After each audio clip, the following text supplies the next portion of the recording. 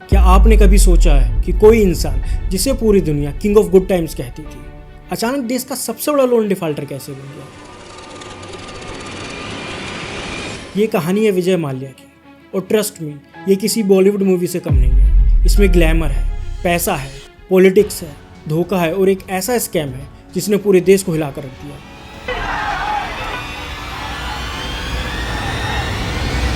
तो अब सवाल ये आता है कि ये सब कैसे हुआ, वो कौन से लूप होल्स थे जिनका फ़ायदा उठाया गया, और सबसे बड़ा सवाल विजय माल्या जो हाल ही में एक पॉडकास्ट में आकर खुद को बेचारा बता रहे थे।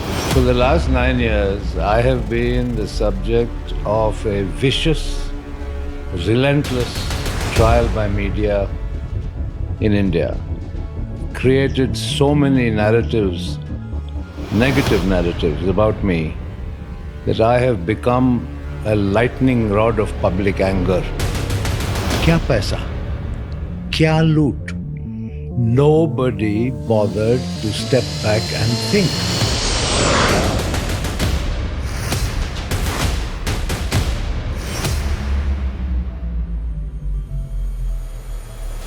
विजय माल्या एक ऐसा नाम जो लग्जरी का दूसरा नाम था। अपने पिता से उन्हें यूनाइटेड ब्रूअरीज का बिजनेस विरासत में मिला, जो किंगफिशर बियर के लिए फेमस है। वो खुद एक ब्रांड थे और इसी ब्रांड वैल्यू के दम पर उन्होंने अपना बिजनेस खड़ा किया। लेकिन यही इमेज आगे चलकर उनके पतन का सबसे बड़ा कारण बनी, और वो इंडिया में कॉर्पोरेट फ्रॉड और क्रोनी कैपिटलिज्म का चेहरा बन गया। इस पूरी कहानी का ग्राउंड जीरो था किंगफिशर एयरलाइंस का लॉन्च। माल्या का सपना था एक ऐसी एयरलाइन बनाना जो आसमान में 5 स्टार होटल जैसी हो, luxury seats, government meals, top class services. पर प्रॉब्लम थी कि इंडियन एविएशन मार्केट बहुत प्राइस सेंसिटिव है, और नतीजा किंगफिशर एयरलाइंस ने अपनी पूरी हिस्ट्री में एक बार भी प्रॉफिट नहीं कमाया। किंगफिशर एयरलाइंस का डूबना कोई आम बिजनेस फेलियर नहीं था, ये 9,000 करोड़ से ज़्यादा का घोटाला था जो 17 बैंकों के पैसे लेकर डूबा। किंगफिशर एयरलाइंस का पतन अचानक नहीं हुआ, ये एक स्लो मोशन डिजास्टर था जो सालों तक चलता रहा। कहानी शुरू हुई 2005 में, जब किंगफिशर एयरलाइंस ने अपनी पहली उड़ान भरी। सब कुछ ग्रैंड था, लेकिन 2007 में एक बड़ी गलती हुई, low cost airline air Deccan को खरीदना। ये डील इंटरनेशनल रूट्स पर फ्लाई करने के लिए की थी, लेकिन इसने KFA पर शुरुआत से ही भारी कर्ज लाद दिया और मार्केट में ब्रांड को लेकर कन्फ्यूजन पैदा कर दिया। 2008 की ग्लोबल फाइनेंशियल क्राइसिस और बढ़ते फ्यूल प्राइसेस ने एयरलाइन इंडस्ट्री को बुरी तरह हिट किया। KFA के लिए, जिसने अभी अभी इंटरनेशनल ऑपरेशन शुरू किए थे, टाइमिंग इससे ख़राब नहीं हो सकती थी। 2009 तक एयरलाइन को 418.77 करोड़ का भारी नुकसान हुआ और उसे करीब 100 पायलट्स को निकालना पड़ा। इतने रेड फ्लैग्स के बावजूद 2010 में 18 बैंकों के एक कंसोर्टियम ने RBI के कहने पर KFA के कर्ज को रिस्ट्रक्चर किया। ये पब्लिक मनी से पहला बड़ा बेल आउट था, लेकिन हालात और बिगड़ते गए। 2011 में इनकम टैक्स और सर्विस टैक्स डिपार्टमेंट्स ने KFA के कई बैंक अकाउंट्स को फ्रीज कर दिया, क्योंकि उन्होंने करोड़ों के टैक्स नहीं चुकाए थे। तब तक एयरलाइन का कुल कर्ज 6,000 करोड़ तक पहुंच चुका था। 2012 KFA के लिए तबाही का साल था। एयरलाइन ने सैकड़ों फ्लाइट्स कैंसिल कर दी, क्योंकि उनके पास फ्यूल खरीदने और एयरपोर्ट फीस देने के पैसे नहीं थे। एम्प्लॉयज़ ने स्ट्राइक कर दी, क्योंकि उन्हें महीनों से सैलरी नहीं मिली थी। आखिरकार अक्टूबर 2012 में DGCA ने KFA का फ्लाइंग लाइसेंस सस्पेंड कर दिया और एयरलाइन हमेशा के लिए ग्राउंडेड हो गई। उस समय KFA पर 17 बैंकों का करीब 7500 करोड़ का कर्ज था। उसी साल GMR हैदराबाद इंटरनेशनल एयरपोर्ट को दिए गए बाउंस चेक्स के मामले में माल्या के खिलाफ नॉन बेलेबल अरेस्ट वारंट भी जारी हुआ। इसके बाद कानूनी लड़ाई शुरू हुई। 2013 में SBI के नेतृत्व में बैंकों ने 6,493 करोड़ की वसूली की कार्रवाई शुरू की। 2014 में CBI ने IDBI बैंक और KFA के बीच 950 करोड़ के डाउटफुल लोन की जांच शुरू की, जो एयरलाइन की खराब फाइनेंशियल हेल्थ के बावजूद दिया गया था। उसी साल यूनाइटेड बैंक ऑफ इंडिया ने माल्या को विलफुल डिफॉल्टर घोषित कर दिया, मतलब पैसे होते हुए भी पेमेंट न करना। 2015 तक बैंकों ने मुंबई में किंगफिशर हाउस पर कब्जा कर लिया। 2 मार्च 2016, ठीक उसी दिन जब बैंक कंसोर्टियम सुप्रीम कोर्ट जाकर माल्या को देश छोड़ने से रोकने की अर्जी दे रहा था, विजय माल्या इंडिया छोड़कर UK भागे। उनका भागना इस कहानी का एक नया चैप्टर था। इसके बाद इंडियन अथॉरिटीज़ ने उनके खिलाफ नॉन अवेलेबल वारंट जारी किए, पासपोर्ट रद्द किया और फरवरी 2017 में UK को एक्स्ट्राडिशन रिक्वेस्ट भेजी। दिसंबर 2018 में लंदन की एक कोर्ट ने माल्या के एक्स्ट्राडिशन का ऑर्डर दिया, लेकिन माल्या लीगल अपील्स के जरिए इसे टालते रहे। 2019 में उन्हें इंडिया के एक नए कानून के तहत फ्यूजिटिव इकोनॉमिक ऑफेंडर घोषित किया गया। जिससे उनकी प्रॉपर्टीज़ को जब्त करने का रास्ता साफ हो गया। 2020 में यूके हाई कोर्ट में अपनी आखिरी अपील हारने के बावजूद वो आज भी यूके में है, रिपोर्टेडली एक कॉन्फिडेंशियल लीगल इशू की वजह से, जिसे एजाइलम क्लेम माना जा रहा है। तो अब सवाल ये आता है, जब एयरलाइन इतना लॉस में थी तो उसे हज़ारों करोड़ का लोन मिला कैसे? क्या बैंक्स को कुछ नहीं पता था, या कहानी में कोई और ट्विस्ट है? सीबीआई की इन्वेस्टिगेशंस बताती हैं कि ये सिर्फ बैंक्स की लापरवाही नहीं थी, बल्कि एक क्रिमिनल कॉन्स्पिरेसी थी। सीबीआई की चार्जशीट में आरोप है कि आईडीबीआई बैंक के सीनियर ऑफिशियल्स जैसे बुद्धदेव दासगुप्ता ने विजय माल्या के साथ मिलकर अपने पद का दुरुपयोग किया और केएफए को लोन सैंक्शन किए। इसमें एक बड़ा रोल माल्या के पॉलिटिकल कनेक्शंस का भी माना जाता है। वो 2 बार राज्यसभा के एमपी रहे हैं और उन्हें कांग्रेस और बीजेपी दोनों का समर्थन मिला था। माना जाता है कि इसी पॉलिटिकल क्लाउड का इस्तेमाल करके सरकारी बैंकों पर केएफए को लोन देने का दबाव बनाया गया, जो कोई भी प्राइवेट बैंक कभी नहीं देता। और अगर हम क्रिमिनल केस की बात करें तो उसका असली आधार ये है कि लोन का पैसा कभी केएफए के ऑपरेशंस में इस्तेमाल ही नहीं हुआ। इसे सिस्टमेटिकली दूसरी जगहों पर डाइवर्ट किया गया। सीबीआई और ईडी की जांच के मुताबिक पैसा माल्या के पर्सनल कॉर्पोरेट जेट के लिए, उनकी फार्मूला 1 टीम फोर्स इंडिया में, उनकी IPL team royal Challengers Bengaluru में, यूके और फ्रांस में 330 करोड़ से ज़्यादा की प्रॉपर्टीज़ खरीदने में, शेल कंपनीज के जाल के जरिए ऑफशोर अकाउंट्स में भेजा गया। इस तरह लोन अमाउंट में से कम 3,547 करोड़ डाइवर्ट किए गए। यहाँ तक कि सीबीआई ने अपनी चार्जशीट में बताया कि आईडीबीआई बैंक के लोन से 254 करोड़ सीधे माल्या के पर्सनल यूज़ के लिए डाइवर्ट हुए। 2 मार्च 2016 को विजय माल्या का भारत से भाग जाना इस कहानी का टर्निंग पॉइंट था। वो ठीक उसी दिन भागे जिस दिन बैंक कंसोर्टियम उन्हें रोकने के लिए डेब्ट रिकवरी ट्राइब्यूनल पहुंचा था। माल्या कहते कि वो एक प्री शेड्यूल विजिट पर गए थे। उनके भागने में एक बड़ी चूक थी सीबीआई की एलओसी मतलब लुकआउट सर्कुलर में हुआ बदलाव। अक्टूबर 2015 में सीबीआई ने एलओसी जारी की थी, जिसमें माल्या को देश से छोड़ने पर डिटेन मतलब कि हिरासत में लेने का निर्देश था। लेकिन 1 महीने बाद नवंबर 2015 में इसे बदलकर डिटेन से सिर्फ इन्फॉर्म कर दिया गया। सीबीआई ने इसे एरर इन जजमेंट कहा, लेकिन इस गलती ने माल्या को आसानी से देश छोड़ने का मौका दे दिया। इंडिया ने फरवरी 2017 में यूके से उनकी एक्स्ट्राडिशन की रिक्वेस्ट की। यूके की कोर्ट्स ने एक्स्ट्राडिशन का ऑर्डर भी दिया, ये मानते हुए कि माल्या के खिलाफ फ्रॉड और मनी लॉन्ड्रिंग का केस बनता है। लेकिन माल्या ने लीगल लूपहोल्स का इस्तेमाल करके प्रोसेस को लटका दिया है।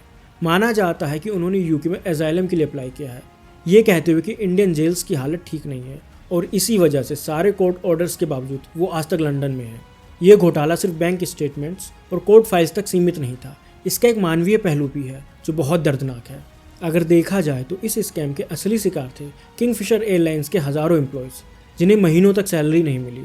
कंपनी ने उनकी सैलरी से टीडीएस तो काटा पर सरकार को जमा नहीं किया, जिससे एम्प्लॉयज़ को ही टैक्स नोटिस आने लगे। प्रोविडेंट फंड और ग्रेजुएटी का भी कोई अता पता नहीं था। इस फाइनेंशियल क्राइसिस की वजह से एक एम्प्लॉय की पत्नी ने सुसाइड कर लिया। एम्प्लॉयज़ ने 2018 में पीएम को एक ओपन लेटर में लिखा कि माल्या ने अपने लंदन और फॉरेन स्टाफ को तो पैसे दिए पर इंडियन एम्प्लॉयज़ को छोड़ दिया। एक एम्प्लॉय सुजाता नायर ने बताया कि उनके पिता को डायलिसिस की ज़रूरत थी और उन्हें तभी पता चला कि कंपनी ने मेडिकल इंश्योरेंस देना बंद कर दिया है जब हॉस्पिटल ने उन्हें बिल थमा दिया। और इस सब के बीच माल्या गोवा में पॉप स्टार एनरिक इग्लेसियस के साथ अपनी 60th बर्थडे पार्टी मना रहे थे। जब एम्प्लॉयज़ ने सैलरी मांगी तो उनका कथित जवाब था, I don't have money to pay your salaries. Kingfisher default ने इंडिया के बैंकिंग सिस्टम को हिला कर रख दिया। 9,000 करोड़ का ये लोन नॉन परफॉर्मिंग एसेट्स के संकट को और गहरा कर गया। इसने पब्लिक का बैंकों और कानून व्यवस्था पर से भरोसा कम कर दिया। लोगों में एक परसेप्शन बना दिया कि इंडिया में 2 तरह के कानून हैं, एक आम आदमी के लिए और दूसरा अमीरों के लिए, जो हज़ारों करोड़ का डिफ़ॉल्ट करके भी बच निकलते हैं। लेकिन इस घोटाले का एक पॉजिटिव साइड इफ़ेक्ट भी हुआ, इसने सरकार को जगाया। इसी के चलते फ्यूजिटिव इकोनॉमिक ऑफेंडर्स एक्ट 2018 जैसा सख्त कानून बना। ये कानून देश से भागने वाले आर्थिक अपराधियों की संपत्ति को कॉन्विक्शन से पहले ही जब्त करने की इजाज़त देता है। विजय माल्या इस कानून के तहत फ्यूजिटिव इकोनॉमिक ऑफेंडर घोषित होने वाले पहले लोगों में से एक थे। सालों की चुप्पी के बाद जून 2025 में विजय माल्या यूट्यूबर राज शमानी के पॉडकास्ट पर आए। 4 घंटे से ज़्यादा के इस इंटरव्यू में उन्होंने खुद को एक विक्टिम, एक पॉलिटिकल स्केपगोट और एक ऐसा बिजनेसमैन बताने की कोशिश की जिसे गलत समझा गया। लेकिन जब उनके दावों को फैक्ट्स के तराजू पर तोला जाता है तो पूरी कहानी ही पलट जाती है। पहला दावा, मैं विक्टिम हूँ, मुझे पॉलिटिकल पंचिंग बैग बनाया गया। लेकिन असली सच ये है कि ये दावा पॉलिटिकल पैट्रोनेज के सबूतों के खिलाफ है। माल्या 2 बार राज्यसभा एमपी रहे और उन्हें कांग्रेस और बीजेपी दोनों का समर्थन मिला था। ये दिखाता है कि वो पॉलिटिकल कनेक्शन से टारगेट नहीं हुए, बल्कि उन्हें फ़ायदा मिला। उन्हें पोस्टर बॉय उनके अपने एक्शंस ने बनाया, जैसे अनपेड एम्प्लॉयज़ के होते हुए भी लेविश पार्टीज करना, जिसने मीडिया और पब्लिक का ध्यान खींचा। दूसरा दावा, मैंने 6,203 करोड़ के कर्ज से ज़्यादा 14,000 करोड़ चुकाया है। लेकिन ये आंकड़े गुमराह करने वाले हैं। 6,203 करोड़ सिर्फ प्रिंसिपल अमाउंट है, इसमें भारी भरकम इंटरेस्ट शामिल नहीं है। कुल बकाया 11,000 करोड़ से भी ज़्यादा है। 14,000 करोड़ ईडी द्वारा जब्त किए गए एसेट्स की एस्टिमेटेड वैल्यू है, ना कि एक्चुअल कैश रिकवरी, जिससे बहुत कम हुई है। और सबसे ज़रूरी बात, ये रिकवरी माल्या ने खुद नहीं की, ये उनकी संपत्ति की कानूनी जब्ती है। तीसरा दावा, मुझे फ्यूजिटिव बोलो पर चोर मत बोलो, चोरी कहाँ है? लेकिन चोरी का आरोप ही तो क्रिमिनल चार्जशीट्स का आधार है। सीबीआई और ईडी ने लोन फंड्स में से कम 3,547 करोड़ के डाइवर्जन्स का आरोप लगाया। ये चोरी पब्लिक मनी को धोखे से लेकर अपने personal jet, F1 team, IPL team और शेल कंपनीज में लगाने की है। यूके कोर्ट ने भी माना है कि फंड्स का डाइवर्जन हुआ है। चौथा दावा, एम्प्लॉयज़ को सैलरी नहीं दे पाया क्योंकि कोर्ट ने बैंक अकाउंट फ्रीज कर दिए थे। लेकिन ये टाइमलाइन को गलत तरीके से पेश करता है। अकाउंट्स फ्रीज होने से कई महीने पहले से ही एम्प्लॉयज़ को सैलरी नहीं मिल रही थी। ये एक लंबी प्रॉब्लम थी और साथ ही आरोप है कि माल्या ने अपने फॉरेन स्टाफ को पे किया था पर इंडियन स्टाफ को नहीं, जो दिखाता कि एक चॉइस थी, मजबूरी नहीं। पांचवा दावा, गवर्नमेंट ने मुझे एयरलाइन को डाउन साइज करने से रोका। लेकिन एक बेबुनियादी दावा है जिसका कोई सबूत नहीं है। ये अपनी बिजनेस फेलियर्स का ब्लेम सरकार पर डालने की कोशिश है। उसी दौर में इंडिगो और स्पाइस जेट जैसी एयरलाइंस प्रॉफिट कमा रही थी, जो दिखाता है कि KFA की समस्याएं इंटरनल थी, गलत बिजनेस मॉडल और एयर डेकन की विनाशकारी खरीद। और छठा दावा कि मैं भागा नहीं, प्री शेड्यूल्ड विजिट पर गया था। लेकिन ये दावा अपने डिपार्चर की क्रिटिकल टाइमिंग को नज़रअंदाज करता है। माल्या 2 मार्च 2016 को भागे, जिस दिन बैंक उन्हें रोकने के लिए कोर्ट जा रहे थे। उनके जाने से कुछ महीने पहले ही उनके खिलाफ CBI का लुकआउट सर्कुलर डिटेन से इन्फॉर्म में बदल दिया गया था, जिसने उनके भागने में मदद की। उनका वापस ना आना ही उन्हें कानूनी तौर पर फ्यूजिटिव बनाता है। किंगफिशर एयरलाइंस का कोलैप्स और विजय माल्या का भागना सिर्फ एक बिजनेस फेलियर नहीं है, ये एक सोची समझी कॉर्पोरेट फ्रॉड की कहानी है, जिसने इंडिया के फाइनेंशियल और रेगुलेटरी सिस्टम की कमजोरियों को उजागर कर दिया। ये घोटाला क्रॉनिक कैपिटलिज्म और एक टेक्स्ट बुक एग्जाम्पल है, जहां पॉलिटिकल इन्फ्लुएंस और पर्सनल करिश्मा का इस्तेमाल पब्लिक सेंटर बैंक्स को लूटने के लिए किया गया। इसने हज़ारों एम्प्लॉयज़ की ज़िंदगी बर्बाद की और पब्लिक का सिस्टम पर से भरोसा तोड़ा। लेकिन इस संकट से कुछ अच्छा भी निकला। इसने देश को जगाया। फ्यूजिटिव इकोनॉमिक ऑफेंडर्स एक्ट जैसा कानून बना और बैंकिंग सेक्टर में लैंडिंग को लेकर सख्ती पड़ी। इस घोटाले ने वाइट कॉलर क्राइम को लेकर इंडिया की सोच को बदला। लेकिन कहानी अभी ख़त्म नहीं हुई है। विजय माल्या का आज भी यूके में आज़ाद रहना ये याद दिलाता है कि कानून का हाथ भले ही लंबा हो, पर अमीरों और ताकतवर लोगों के लिए वो अक्सर छोटा पड़ जाता है। जस्टिस का इंतज़ार आज भी जारी है। आपका इस पर क्या सोचना है, हमें कमेंट सेक्शन में ज़रूर बताएं। और अगर आपको हमारा ये वीडियो पसंद आया हो तो उसे लाइक करें और चैनल को सब्सक्राइब करें। जय हिंद, जय भारत।